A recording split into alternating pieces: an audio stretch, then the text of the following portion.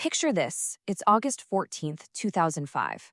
A Boeing 737 Helios Flight 522 is taking off from Cyprus.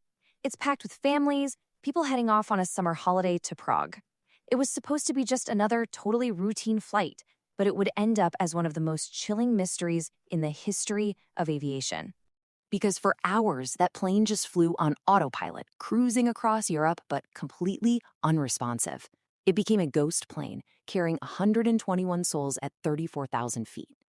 So the huge question that everyone was asking is, what on earth happened inside that silent cabin? All right, let's jump right into the most dramatic part of this story. The moment the world realized something was terribly, terribly wrong, high up in the skies over Greece. Down on the ground, air traffic control in Athens could see the plane on their radar, no problem. But every time they tried to raise them on the radio, nothing, just dead air. Then the plane starts circling the city, just going around and around. And that's when you know something is seriously off.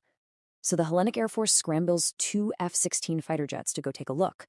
By 11:24 a.m., they pull up right alongside the airliner. And what those fighter pilots saw, well, it's the stuff of nightmares. They look into the cockpit. The captain's seat is completely empty. The co-pilot, he's slumped over the controls, totally unconscious. Then they look into the cabin, and every single passenger is just motionless, with their oxygen masks hanging down over their faces. It wasn't just an unresponsive plane. It was a true ghost flight. So how does this even happen? How can a modern airliner become a flying tomb? To understand that, we have to rewind, back to before the plane even took off. Because it all started with a single switch, a tiny error that set this whole tragedy in motion. You have to imagine the scene at the airport that morning. It was a beautiful summer day. You've got 115 passengers, lots of families with kids, all excited for their vacation. The crew was experienced, the weather was perfect. I mean, everything pointed to a completely normal, boring flight. And yet, it all came down to this one single switch. See, the night before, a ground engineer had been running some checks and had flipped the plane's pressurization system to manual. And then he forgot to switch it back to auto. And what's just heartbreaking is that during their pre-flight checks, the pilots somehow missed it. One little switch. So with that one switch in the wrong position, the plane takes off. And as it climbs higher and higher, that one simple mistake unleashes a silent, invisible killer inside the aircraft. And that killer has a name, hypoxia. As the plane went up, the cabin wasn't pressurizing, right? So the air was getting thinner and thinner. But hypoxia is so insidious. It's not like choking. You don't gasp for air. It just slowly starves your brain of oxygen. Your judgment gets cloudy, you get confused, and then you pass out. The pilots would have had no idea they were in mortal danger. Now, this is where a bad situation gets so much worse because of a really critical design flaw. An alarm did go off in the cockpit, but here's the crazy part. The warning horn for a catastrophic loss of cabin pressure sounded exactly the same as the horn for a takeoff configuration warning, which is a pretty minor issue. So the pilots, already confused by the effects of hypoxia, thought they were dealing with a small technical glitch, not a life-or-death emergency. Now, you might be thinking, what about the oxygen masks in the cabin, the ones that drop from the ceiling? Well, they deployed automatically, just like they were supposed to. But here's the catch. Those masks only have about 12 to 15 minutes of air. That's just enough time for pilots to make an emergency descent to a safe altitude.